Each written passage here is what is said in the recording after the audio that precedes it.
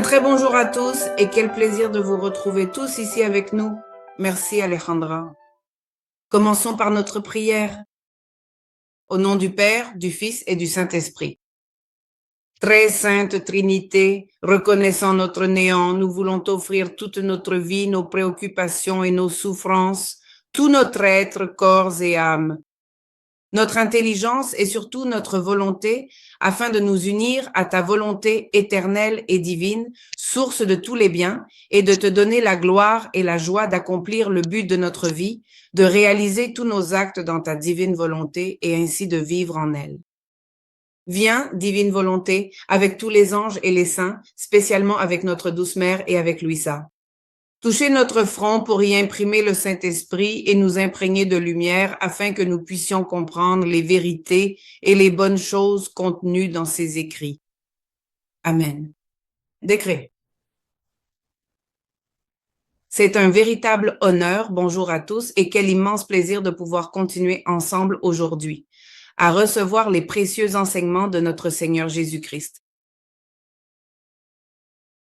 Donc, pour rappel, voici ce que nous avons vu la dernière fois à propos de ce point sur le chemin de la perfection et de la sainteté. Nous concentrer sur Jésus et vivre en l'imitant, en nous unissant toujours plus à lui comme si rien d'autre n'existait dans notre monde. Aussi que cela se fait petit à petit. Et enfin, nous avons parlé de l'humilité et c'est là que nous nous sommes arrêtés. Alors, espérons que nous ayons un peu plus adopté cette attitude d'humilité devant Dieu, car l'humilité a ces deux facettes, ces deux aspects. D'abord, devant Dieu, normalement, nous avons la mauvaise habitude, humainement parlant, de nous comparer les uns aux autres. Et la vie spirituelle, ce n'est pas de nous comparer aux autres, mais de nous centrer sur Dieu et de nous refléter, de nous comparer à lui, de voir ce qui nous manque, ce qu'il veut et d'avancer ainsi. Nous avons donc vu comment Jésus enseigne cette attitude à Louisa, une attitude d'humilité devant lui. Donc l'attitude d'humilité, en quelques mots, c'est cela, comprendre clairement qui est Jésus, qui il est et qui nous sommes. Parce que parfois, spirituellement, déjà dans ces milieux spirituels, nous avons, si nous prenons plus de confiance avec lui, ce défaut qui fait que nous oublions avec qui nous sommes en train de parler. Et il est très bien de le traiter avec familiarité, avec confiance, mais cela ne veut pas dire d'égal à égal. Toujours en gardant à l'esprit qui il est, la source de tout, la sagesse même et qui je suis, n'est-ce pas? La sainteté même, Jésus, la perfection et qui je suis.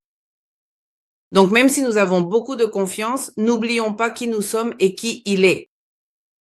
Alors, cela va toujours nous maintenir dans cette attitude de ne pas croire que nous agissons par nous-mêmes, même dans la divine volonté, car avec la pratique et la confiance que l'on acquiert, on peut en venir à croire « c'est moi qui fais ces tours, c'est moi qui comprends telle chose, etc. » Avoir toujours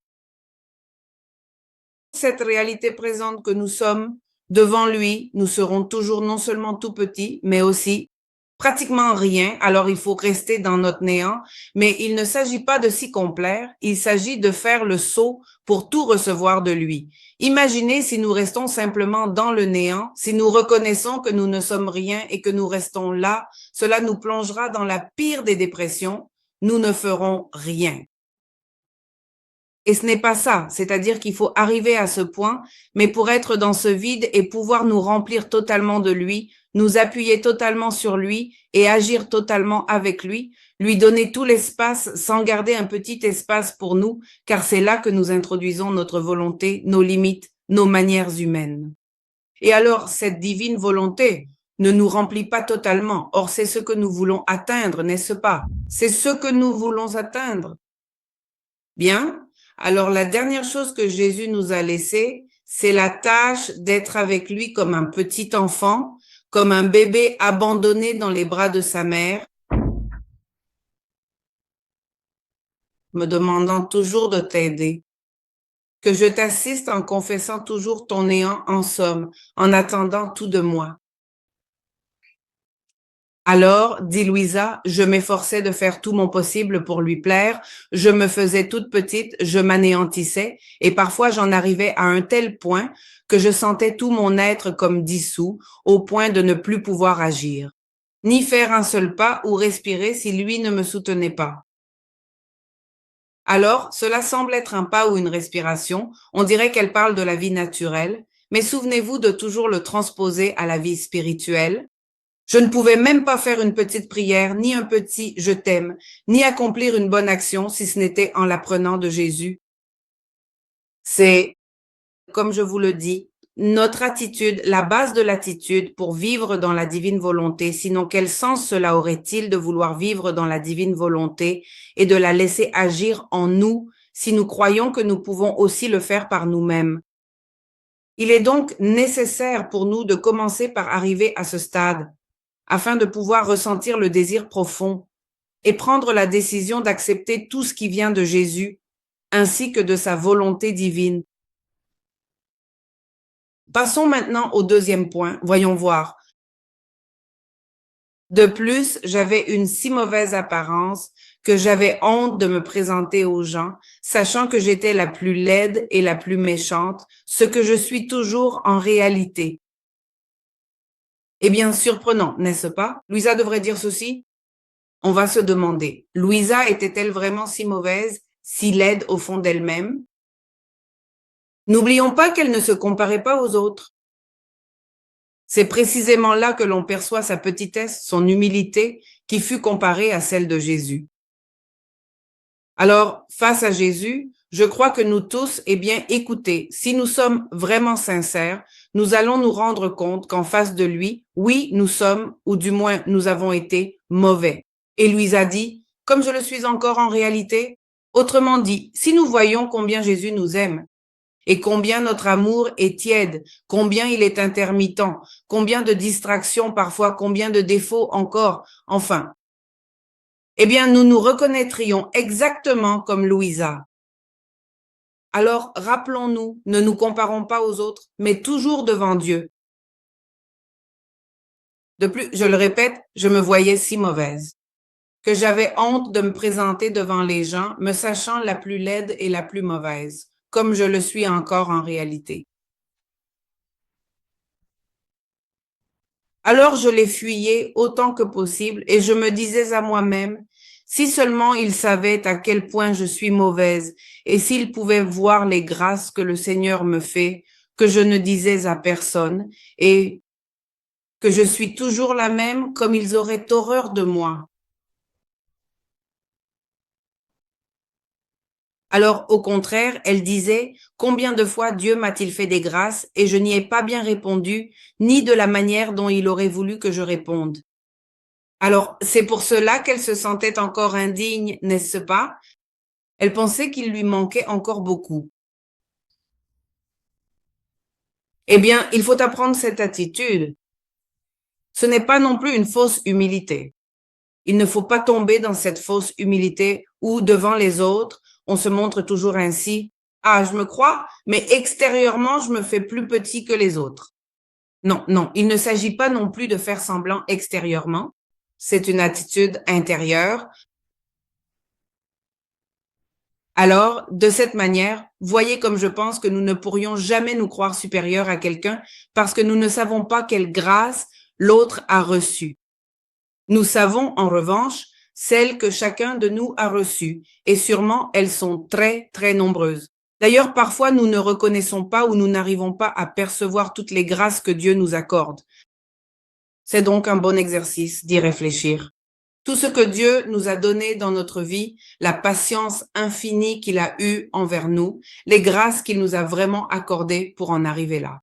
Dans le cas de Louise, cela a été une chaîne de grâce et parfois elles n'ont pas toujours été reconnues ou accueillies. Eh bien, c'est là que nous devons rester pour devant Dieu, garder cette attitude d'humilité sincère. Sincère et aussi envers les autres. D'autant plus parce que parfois il arrive, je dis cela parce que parfois il se produit, c'est un défaut spirituel, comme je le dis dans les groupes de prière et tout cela, comme si, eh bien, on se mettait à enfler, à se dire, moi, j'ai déjà lu ceci, je sais déjà cela, j'ai déjà tant d'années, je prie déjà de telle manière, et alors il y a comme une comparaison avec les autres ou parfois un certain mépris envers d'autres. Merci. Ou ne pas comprendre les autres. Enfin bon, vous savez, cette petite ambiance qui se forme parfois à cause des défauts spirituels dans les groupes. Donc cela n'est évidemment pas la volonté de Dieu. Il faut travailler là-dessus. Il faut continuer à travailler sur cela. C'est tout. Continuer à avancer. Bon. Alors, lorsque le lendemain matin, dit Louisa, j'allais de nouveau communier, il me semblait qu'en venant à moi, Jésus faisait la fête, tellement il était content de me voir si anéanti, c'est-à-dire si diminué. Et il me disait d'autres choses sur l'anéantissement de moi-même, mais toujours d'une manière différente de la précédente. Je crois que ce n'est pas une fois, mais des centaines de fois qu'il m'a parlé. Et même si cela avait été des milliers de fois, il aurait toujours eu différentes manières de parler de la même vérité. Eh bien, tout au long des volumes, nous allons voir qu'il aborde ce thème de l'humilité. Et ne disons pas « Oh, je l'ai déjà lu, je passe à la suite ». Il faut le relire et demander à Dieu de nous éclairer, car comme je vous le disais l'autre fois, il y a toujours quelque chose de nouveau, et ici Louisa le dit, il y a toujours quelque chose de nouveau. S'il en reparle, c'est parce qu'il va nous donner une nouvelle lumière et parce que nous en avons besoin. Ô mon divin maître, que tu es sage, au moins j'aurais dû te répondre. Je me souviens qu'un matin, alors qu'il me parlait de la même vertu, il m'a dit que par manque d'humilité, il avait commis beaucoup de péchés. Par manque d'humilité, il avait commis beaucoup de péchés. Alors, voyez comment la racine de la grande majorité des péchés, pour ne pas dire de tous, c'est le manque d'humilité. C'est-à-dire le contraire de l'humilité, c'est l'orgueil. Un peu d'orgueil que parfois nous ne percevons même pas. Analysons cela un peu. Par exemple,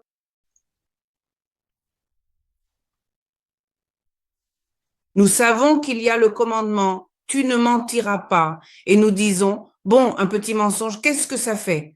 Là, tu adoptes une attitude d'orgueil spirituel, non? Parce que Dieu dit, c'est-à-dire Dieu est la vérité même et il rejette tout ce qui n'est pas conforme à la vérité, toute fausseté, tout mensonge, toute chose contre la vérité. Et nous nous mettons au niveau de Dieu et nous disons non, ce n'est pas comme ça, c'est comme ceci. C'est-à-dire, on tolère un peu de mensonge. Au fond, c'est de l'orgueil spirituel que de contredire ce que Dieu dit et ce que Dieu est. Et ainsi, on pourrait analyser les 10 commandements et en s'autorisant à dire pour certains d'entre eux, ce n'est pas si grave, je peux le faire. C'est de l'orgueil spirituel, une attitude d'orgueil, comme si on se croyait supérieur à Dieu et à ce qu'il a dit. C'est précisément pour cette raison que l'orgueil est considéré comme le tout premier des 7 péchés capitaux, le premier vice fondamental. On dit même qu'il est la source originelle et la mère de tous les autres vices et péchés. Donc, si nous avions fait preuve de davantage d'humilité dans nos vies, nous n'aurions pas commis autant de péchés. Mais ici, il ne s'agit pas tant de regarder en arrière, voyons plutôt vers l'avant, non? Comprendre déjà cette attitude d'humilité que nous devons avoir, cela nous évitera beaucoup de péchés. Louisa continue. Si j'avais été humble, c'est ce que Jésus me disait, que si j'avais été humble, je serais restée plus proche de lui et je n'aurais pas fait autant de mal. Il m'a fait comprendre à quel point c'était laid. Le péché, l'affront que ce misérable petit ver avait fait à Jésus-Christ, l'horrible ingratitude, l'immense impiété et le tort que cela avait causé à mon âme. Eh bien, je tiens à souligner ici que Louisa n'a jamais commis de péché mortel. Donc, lorsqu'elle parle de péché, elle parle de péché véniel, et je dirais même très léger. Ce n'est pas non plus qu'elle commettait délibérément des péchés véniels, mais il lui arrivait parfois d'en commettre, parce qu'elle n'était pas suffisamment attentive, surtout à cette première époque de sa vie où elle apprenait, n'est-ce pas? Alors, on m'a déjà posé cette question une fois. Si Louisa ne commettait pas de péché, de quoi se confessait-elle ou qu'avouait-elle? Eh bien, Justement parce qu'elle n'avait pas notre jugement obscurci comme nous l'avons, parce qu'il nous manque d'être davantage éclairés par la lumière de Jésus, mais elle comprenait, ici il est dit qu'elle comprenait, la laideur, l'horreur que représente le fait de commettre le moindre péché. Quand elle parle de péché, elle ne fait pas référence au péché mortel. Elle dit péché, c'est-à-dire n'importe quel péché, même le plus petit. Nous parlons déjà d'une opposition à la volonté de Dieu, même de ne pas faire ce que Dieu veut. Alors elle le comprenait, et pour elle, c'était déjà quelque chose de grave, ne pas faire ce que Dieu voulait que je fasse. C'est-à-dire que Dieu m'a déjà clairement indiqué le chemin que je dois suivre et que je ne le fais pas, que ce soit par faiblesse, par distraction ou pour une autre raison. Ainsi, elle a toujours continué à se confesser tout au long de sa vie. Mais pas pour des péchés mortels, ce n'est pas parce qu'elle n'avait pas de péché mortel qu'elle allait arrêter de se confesser. Non, même les moindres imperfections et défauts qui pour nous passent inaperçus, elle les confessait. Pourquoi? Eh bien, d'abord pour recevoir le pardon, ensuite pour accroître la grâce, troisièmement, comme signe de repentir, de volonté de s'amender, etc. Et aussi pour recevoir, rappelez-vous que la confession ne nous donne pas seulement la grâce si nous l'avons perdue, mais si nous ne l'avons pas perdue, qu'elle s'est seulement un peu affaiblie, elle nous la rend plus vive et nous donne les grâces dont nous avons besoin pour éliminer même ces tout petits et légers péchés. Donc oui, Louisa a continué à se confesser de cette manière et surtout déjà dans la divine volonté, en recevant donc ce sacrement de la manière la plus parfaite pour donner, c'est-à-dire à Dieu ce que nous ne lui donnons pas tous avec nos confessions. Donc elle a bien continué à se confesser jusqu'à la fin. Son confesseur, je veux dire, il n'est pas saint, Don Benedetto Calvi, qui fut son dernier confesseur, lorsqu'il écrit quelque chose sur la façon dont Louisa était morte, il dit qu'il lui a donné la dernière et inutile absolution. Autrement dit, il savait lui-même que c'était inutile en ce qui concerne le pardon des péchés. Elle n'en avait déjà plus besoin à la fin, n'est-ce pas? Mais il la lui a donnée et elle l'a reçue dans la divine volonté, justement pour lui donner la plénitude et recevoir toute la plénitude des biens et des grâces qu'elle allait recevoir, n'est-ce pas? Et lui donner la plénitude de l'accomplissement à ce sacrement de la confession, c'est-à-dire vécu de la meilleure et la plus parfaite manière, avec les meilleures dispositions et tout. Voici l'explication de la façon dont des attitudes que nous devons toujours avoir et de ne pas négliger la confession, le sacrement de la confession. Même si nous croyons ou voyons que nous ne commettons plus de péchés graves, ce n'est pas important. Il faut continuer à s'approcher parce que notre âme continue de recevoir des grâces.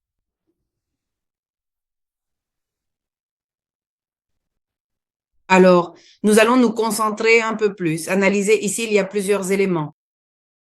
Il dit, il m'a fait comprendre à quel point le péché était laid. La laideur du péché, même du plus petit péché, est laide. Quand j'étais jeune, j'étais catéchiste et j'expliquais aux enfants avec beaucoup d'images. Et donc, je me souviens que je leur disais comme ça, voyez-vous, le péché, c'est comme si c'était un monstre, une chose horrible. C'est-à-dire, pour qu'ils comprennent que c'est quelque chose de laid, n'est-ce pas? Et je leur disais, voyons, si je vous donnais le choix, que préférez-vous? Un monstre horrible, très grand, laid, qui vous fait très peur? Ou un monstre tout petit comme ça? Mais il est aussi laid, mais il est tout petit. Lequel préférez-vous? Et certains me disaient, eh bien, le petit. Et je leur disais, tu préfères vraiment un petit ou tu ne préfères rien du tout? Et elles disaient, ah oui, en fait, rien du tout, c'est mieux. Voilà, c'est ça. Ce n'est pas qu'on dise, oh, c'est tout petit, c'est un petit péché véniel. Non, il ne faut en préférer aucun parce que les deux sont laids. Même si l'un est grand et l'autre petit, ils sont laids, ils sont horribles, c'est le mal. Bon, alors Jésus faisait comprendre cela à Louisa avec une lumière divine, n'est-ce pas? Mais nous, nous devons nous servir de la méditation pour que Jésus nous éclaire. Puis il m'a fait comprendre combien était odieux le péché, l'affront que ce misérable petit ver avait commis envers Jésus-Christ, c'est-à-dire la dimension des choses, l'ingratitude abominable. Pourquoi l'ingratitude? Car à ce moment-là, Dieu vous aime et veut vous remercier. Et au lieu de recevoir cet amour et de l'aimer, vous réagissez par cet acte. Pour l'offenser, pour te mettre contre lui, c'est de l'ingratitude. Tu utilises ce qu'il te donne, ta vie, tes capacités, oui, ce même acte qu'il te donne pour que tu le vives, et tu l'utilises pour te dresser contre lui. Bien sûr que c'est une ingratitude abominable, une impiété énorme, en plus du tort que cela avait causé à mon âme. Se retrouver soudainement privé à ce moment précis du sentiment d'avoir accompli une très bonne action, et au contraire, de se sentir plongé dans les ténèbres, profondément souillé en fin de compte. Je suis resté tellement consterné que je ne savais pas quoi faire pour réparer cela. Alors ici, quand Louise a dit « Je suis resté tellement consterné », c'est-à-dire une douleur si grande, si forte de rejeter cela, quelle horreur. C'est cela le repentir ou la douleur des péchés? Que je ne savais pas quoi faire pour le réparer. Donc cela ne s'arrête pas seulement au repentir, au rejet du péché, mais il naît en elle, eh bien, en plus de la résolution ferme d'essayer de ne pas retomber, c'est-à-dire, si elle a déjà ressenti ce rejet et compris à quel point c'est horrible, évidemment, le point suivant vient naturellement, disons. C'est la résolution ferme, c'est-à-dire essayer de ne plus retomber là-dedans. Mais cela ne s'arrête pas là, il y a encore un point de plus. Que faire pour le réparer? C'est-à-dire, elle a compris que cet acte était complètement vide. Alors, il vient, naît le besoin d'essayer de le réparer, pas de le laisser ainsi. C'est donc de là que vient cet esprit de réparation. En comprenant la laideur du péché et ce qu'il fait réellement à notre âme, toutes ces étapes surviennent, y compris l'esprit de réparation. Alors, comment faisait-elle au début? Elle faisait quelques mortifications, en demandait d'autres au confesseur, mais peu m'étaient accordées. C'est-à-dire, souvenez-vous que c'est cela l'esprit de pénitence. Pourquoi lors de la confession nous donne-t-on une pénitence à la fin?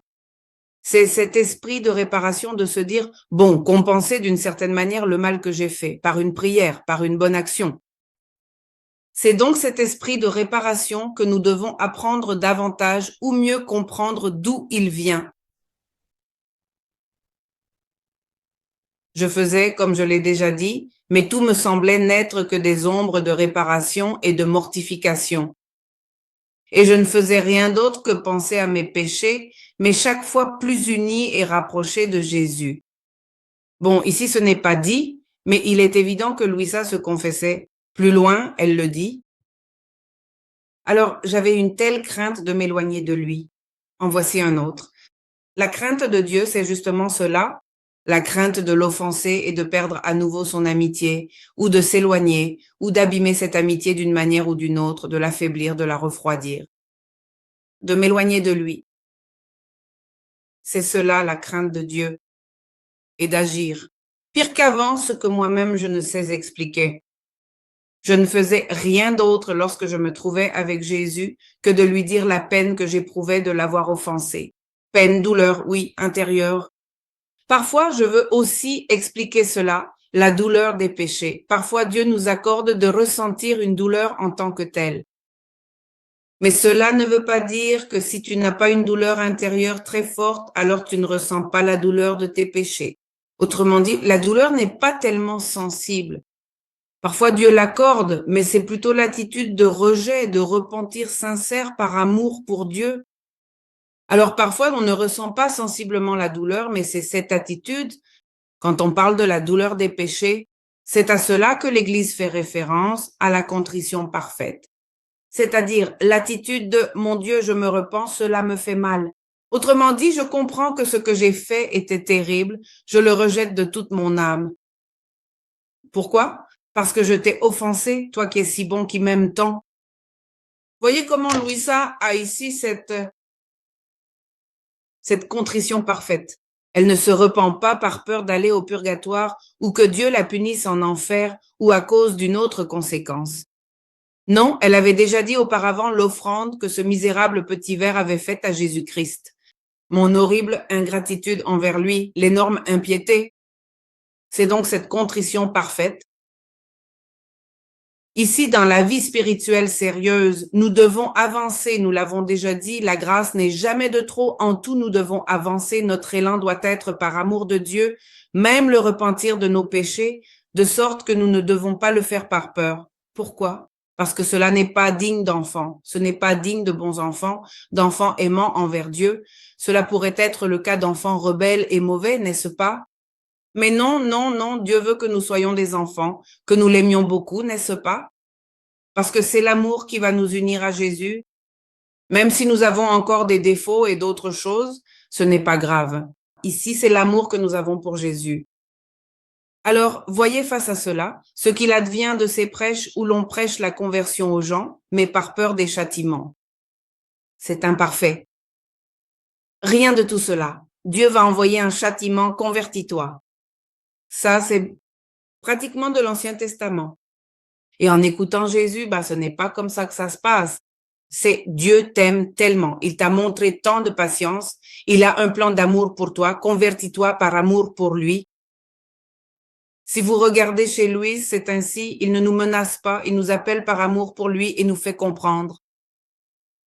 Eh bien, son infinie miséricorde, sa bonté, les grâces qu'il veut nous accorder. Alors nous aussi, nous devons nous configurer au Christ dans cela, changer nos manières, parce que parfois nous restons dans ce mode que j'appelle de l'Ancien Testament, n'est-ce pas? Quand les gens agissent mal, nous menaçons de punition pour voir si ainsi ils se convertissent. Non, ce n'est pas la manière de Dieu, de Jésus, du moins depuis Jésus, ce n'est plus la manière. Vous allez me dire, parce que dans beaucoup d'endroits, la Vierge avertit des châtiments. Sauf dans les apparitions reconnues où il est certain que c'est la très sainte Vierge. Prenons l'exemple de Fatima. Là, elle n'est pas venue menacer de châtiment, elle est venue appeler à la conversion, à tant de choses si belles. La première chose qu'elle a faite avec les enfants, c'est de leur montrer combien Jésus était offensé, précisément par amour. Comment? Eh bien, l'humanité allait mal, mais parce qu'elle n'aimait pas Jésus, parce qu'elle péchait beaucoup, parce qu'elle s'éloignait de lui. Comment leur a-t-elle enseigné ses prières d'amour envers la très sainte Trinité? Vous les connaissez déjà, n'est-ce pas? Eh bien, l'aimer, l'adorer, pour moi, comment disait-elle?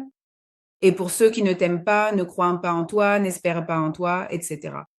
C'est-à-dire les vertus théologales, la foi, l'espérance et la charité. Si à la fin, elle a dit quelque chose à propos de la guerre et qu'elle a dit qu'il en viendrait une pire, oui, mais ce n'était pas une menace pour qu'ils se convertissent. En réalité, elle leur a surtout enseigné tout cet esprit de comment Jésus est offensé et des biens dont on se prive. Comme, eh bien oui, l'une des conséquences est l'enfer, mais elle leur a beaucoup enseigné l'esprit de réparation, d'offrir le corps et le sang de Jésus présent dans tous les tabernacles du monde, en réparation des offenses commises contre lui et contre le cœur immaculé de Marie. Donc tout cela, disons, positif, tout cela plein d'amour. Mais malheureusement, je crois que nous, les êtres humains, sommes plus attirés par l'autre aspect et nous prêtons beaucoup plus d'attention au peu qu'elle a dit sur l'enfer et sur la guerre de cette époque. Et nous nous concentrons là-dessus, et nous ne nous concentrons pas plutôt sur tout le reste qu'elle leur a enseigné, qui était aussi une préparation à la vie dans la divine volonté. C'est-à-dire, un jour, nous analyserons aussi ce qui s'est passé à Fatima, mais ici, ce que je veux dire, c'est cela. Les enfants de Fatima ont atteint une telle sainteté, car ils sont devenus saints et ont été canonisés, les deux premiers qui sont morts, eh bien, c'était grâce à tout cet esprit d'amour pour Jésus, de réparation, de sacrifice, tout cela qu'ils faisaient par amour pour Jésus et pour la très sainte Vierge précisément. Et pour tous les autres, ils priaient pour la conversion de tous, c'est-à-dire cette charité envers tous les autres pécheurs. Eh bien, ici, nous voyons que cela va dans ces lignes de la charité, de l'amour. Quand je me retrouvais avec lui, je ne faisais rien d'autre que lui exprimer la peine que je ressentais de l'avoir offensé. Je lui demandais toujours pardon. Je le remerciais parce qu'il avait été si bon avec moi et je lui disais de tout cœur, regarde, ô Seigneur, le temps que j'ai perdu, alors que j'aurais pu t'aimer dans ses actes, n'est-ce pas? Ainsi, je ne savais rien lui dire d'autre que le grand mal que j'avais fait. Bien, avant de passer à l'idée suivante, je veux que nous réfléchissions, nous pouvons réfléchir un petit peu. Voyez comment, en ces quelques mots, il nous renforce ce que l'Église nous enseigne sur les choses, les 5 choses pour une bonne confession, qui ne sont pas uniquement utiles pour une confession sincère et profonde, mais je dirais même, à mon avis, pour résoudre la majorité de nos problèmes. Voyez, c'est d'abord l'examen de conscience, c'est-à-dire, avec toute humilité et sincérité, reconnaître en quoi nous avons failli. C'est la première chose, Louisa le reconnaît, devant la lumière de Dieu, bien sûr. Ce n'est pas selon notre propre jugement, je le répète. Pourquoi? Parce que notre jugement est souvent dans les ténèbres. Voilà pourquoi. Nous devons donc faire l'examen de conscience à la lumière des commandements, c'est-à-dire à la lumière de Dieu, selon ce qu'il veut et non selon ce que je pense être bien ou mal. De plus, à la fin de notre vie, Dieu ne nous jugera pas selon notre propre jugement, mais bien selon sa lumière. C'est là que nous verrons Jésus, sa lumière, sa volonté, ce qu'il voulait, ce qui est vraiment bon, ce qui ne l'est pas. Et c'est là que nous pourrons ou que nous allons reconnaître effectivement et en toute sincérité là où nous avons failli. Alors, pourquoi attendre jusqu'au jugement? Il faut le faire dès maintenant. À la lumière de Dieu, lui demander la lumière et reconnaître en tout là où nous avons failli. Deuxièmement, face à cela, face à la lumière de Dieu et face au mal, c'est-à-dire le manque d'amour envers lui, la souffrance que nous lui causons, etc. Alors vient le repentir, la vraie douleur des péchés, cette attitude dont nous avons parlé. Ensuite vient. Et naturellement, le troisième point, c'est le rejet et la volonté de ne pas recommencer, ce qui constitue la résolution de s'amender, qui n'est pas à proprement parler une promesse ou un serment. Je promets de ne plus jamais pécher, et puis un peu plus tard, par faiblesse, nous péchons et nous avons alors l'impression que la situation est encore pire. C'est plus que cela, je le dis parce qu'on me l'a demandé, ce n'est pas vraiment une promesse. C'est-à-dire, l'Église parle toujours d'une résolution de s'amender, c'est-à-dire la bonne volonté de ne pas vouloir retomber avec l'aide de Dieu. Si, par faiblesse, distraction ou pour une autre raison, nous retombons, il ne faut pas nous angoisser. Reconnaître nos limites, que nous restons des pécheurs et demander à nouveau, avoir l'humilité de reconnaître encore et de revenir. Et parfois, Dieu veut, ou plutôt permet, cette faiblesse humaine pour que nous nous exercions à l'humilité ou d'une certaine manière, nous allons progresser petit à petit et nous exercer aussi à la patience. Alors, ne pas désespérer, ne pas s'impatienter, rien de tout cela, continuer, en reconnaissant, en prenant la résolution de s'amender, donc le repentir, la résolution de s'amender, la confession qui serait le 4e point, cette confession sincère et directe de nos péchés, sans excuse, sans rejeter la faute sur les autres.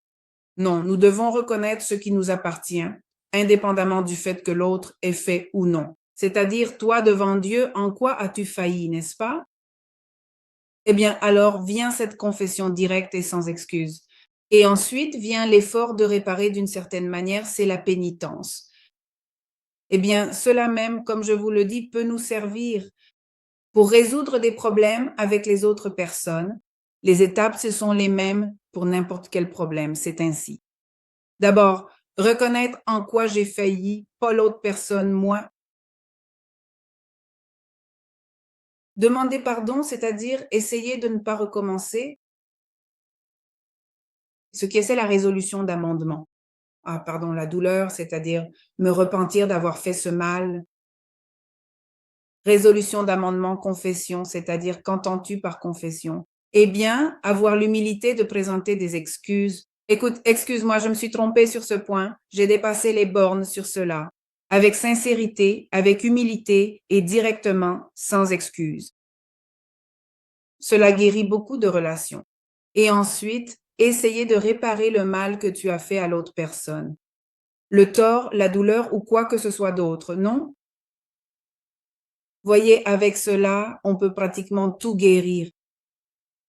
L'Église, Dieu est très sage et nous enseigne les étapes à suivre pour que nous allions bien malgré nos erreurs et nos péchés.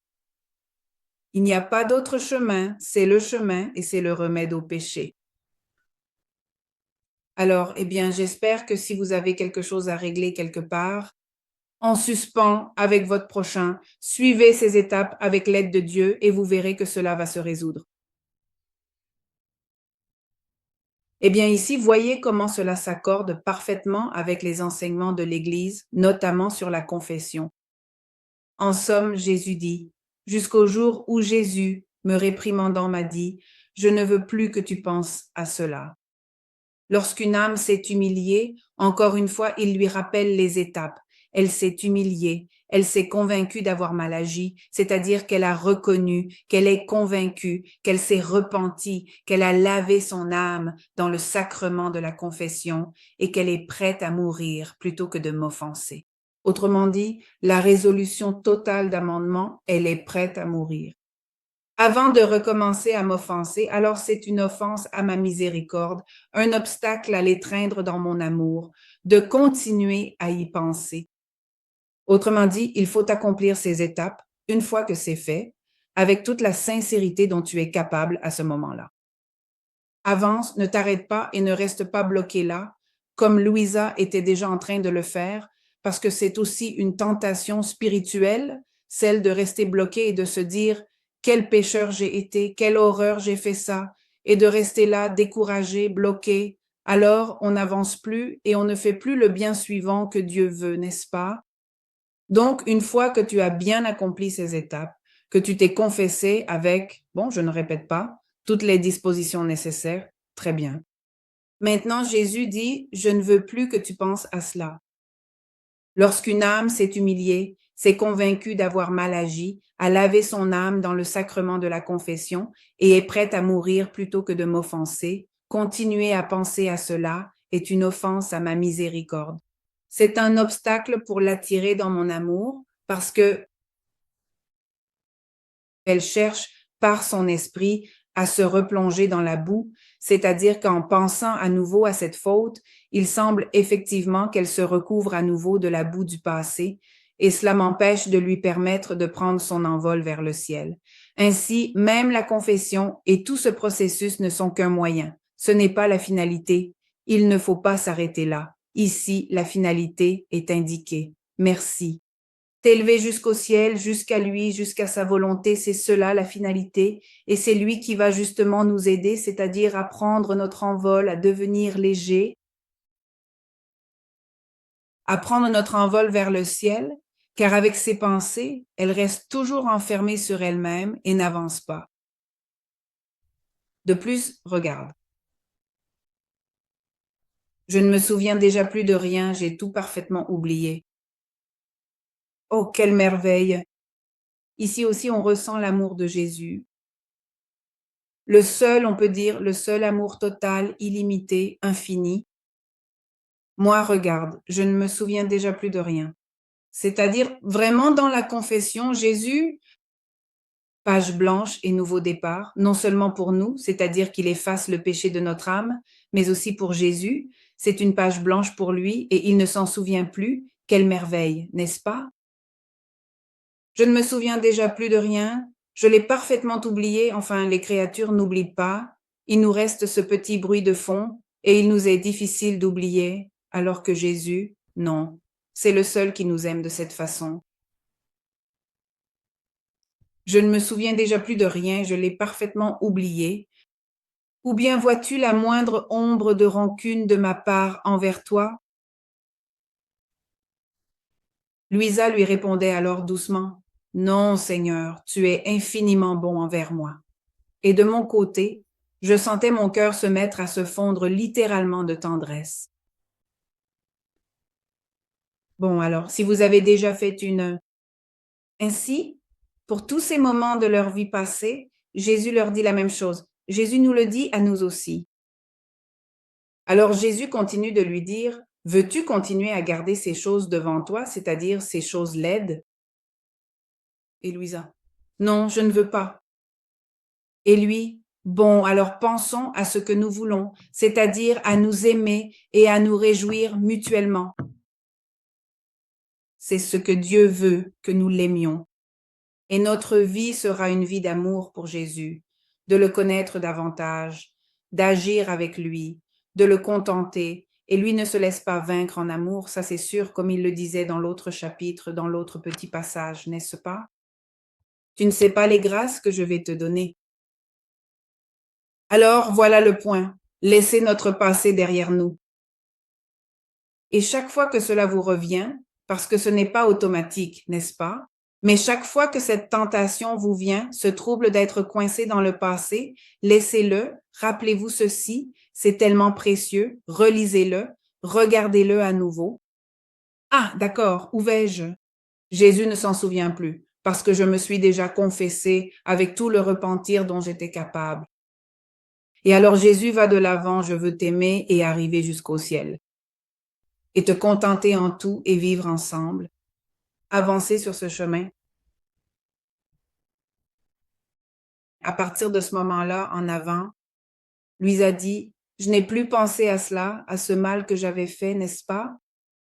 Je faisais tout mon possible pour le contenter et je lui demandais que ce soit lui-même qui m'enseigne la manière dont je devais faire pour réparer le temps passé.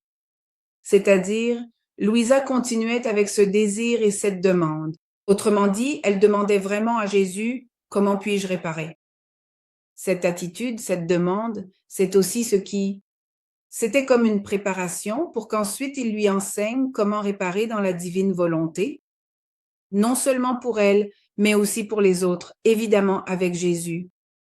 Parce qu'ici, c'est clair, on voit bien comment on peut réparer son propre passé. Même si tu veux faire tout ce que tu peux,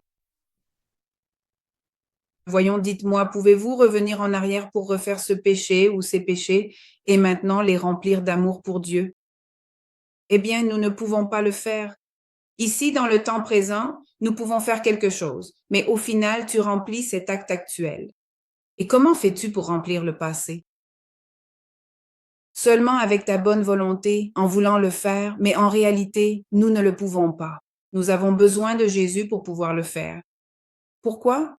Parce que en lui, il y a justement ce pouvoir de retourner dans le passé et de pouvoir prendre l'amour et la réparation qu'il a accompli et ainsi réparer notre passé.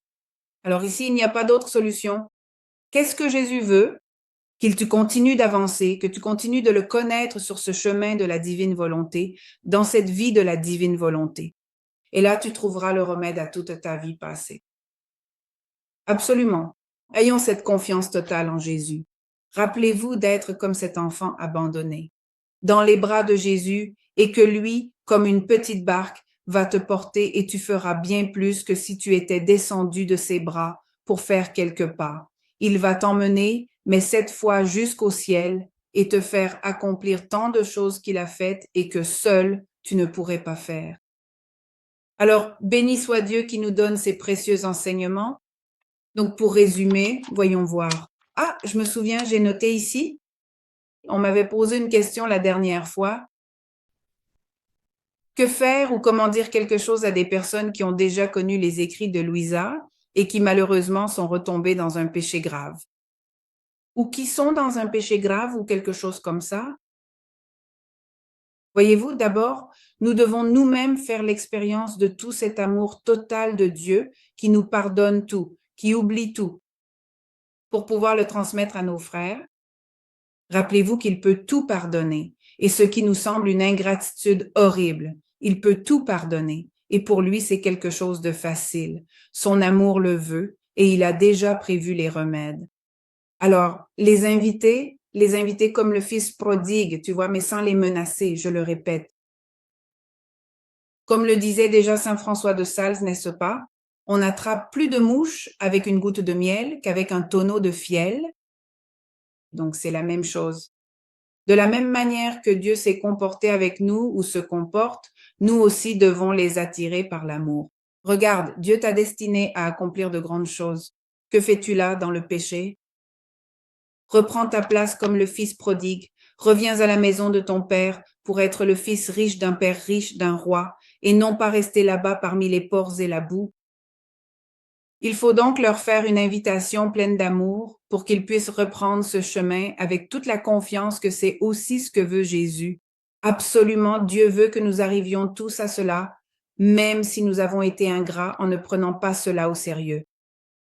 Ce savoir, même si nous ne l'avons pas pris en compte, Jésus le pardonne aussi, alors ayons toute cette confiance.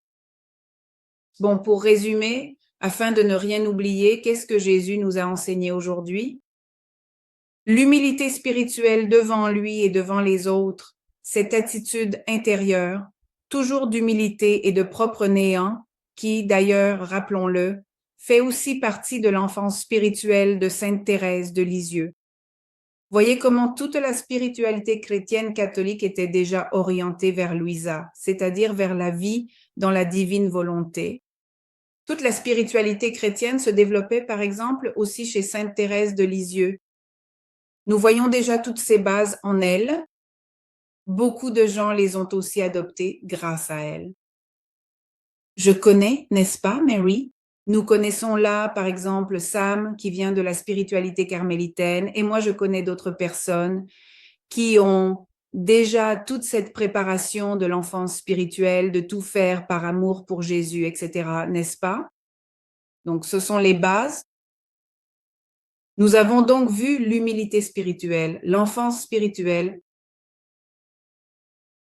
Nous allons explorer la nature du péché, ainsi que ses conséquences néfastes sur l'âme, le véritable repentir né de l'amour pour Jésus-Christ, c'est-à-dire la contrition, et enfin approfondir ce que signifie réellement l'esprit de réparation. Nous avons vu les 5 éléments d'une bonne confession et l'amour infini de Dieu qui oublie tout, ne pas s'arrêter sur le passé, mais regarder vers où nous allons et continuer à avancer avec agilité. Eh bien, espérons que ce soit ainsi, que nous le mettions en pratique cette semaine. Laissez donc tomber tous les fardeaux que vous portez, si vous en portez encore, et cette semaine, décidez vraiment de les laisser derrière vous pour continuer à avancer avec agilité sur le chemin de la divine volonté. Eh bien, demandons cela à Jésus, avec la très sainte Vierge. Très cher Jésus, notre bien-aimé Jésus, nous te remercions pour tout l'amour que tu nous montres à travers ces enseignements célestes, toi qui veux nous libérer de notre volonté humaine et des dommages qu'elle nous a causés, afin que, agiles et totalement abandonnés à toi, nous puissions non seulement te suivre, mais aussi te laisser nous conduire sur le chemin droit de la divine volonté jusqu'au ciel, pour vivre le ciel sur cette terre, avec toi, avec la très sainte Vierge, dans cette petite maison de Nazareth, et sans jamais quitter tes bras paternels. Qu'il en soit ainsi. Au nom du Père et du Fils et du Saint-Esprit. Amen.